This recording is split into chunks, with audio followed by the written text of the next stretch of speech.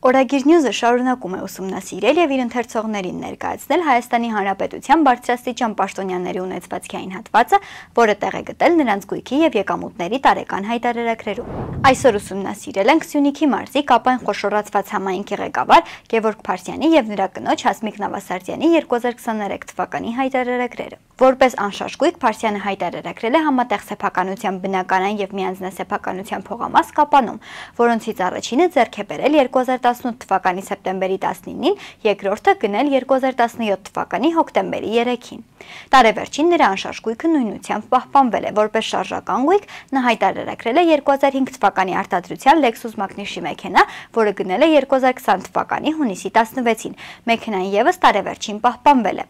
Կապան խոշորացված համայնքի ղեկավարի բանկային հաշիվներին տարեսկզբին եղել է 464,000 դրամ, տարեվերջին 600,000 դրամ։ Նա ունեցել է նաև 5 միլիոն դրամ կանխիկ գումար, որը տարեվերջին նույնությամբ պահպանվել է։ 2023 թվականի հաշվետու տարում նրա եկամուտը կազմել է 4 միլիոն 181,258 դրամ, որը Կապանի համայնքապետարանից ստացած աշխատավարձն է։ Ստացված վարկերի եւ փոխառությունների մայր գումարի մնացորդը հաշվետու տարվա դեկտեմբերի 31-ի դրությամբ կազմել է 11 միլիոն 932,800 դրամ։ Մարզպետի կինը Հասմիկ Նավասարդյանը անշարժ գույքի բաժնում հայտարարագրել է ամուսնու հայտարարագրած բնակարանը Կապանում, որին տիրապետում է համատեղ սեփականությամբ։ Տարեվերջին այս բնակարանը պահպանվել է շարժական գույք, ավտոմեքենա վերջինս չի հայտարարագրել։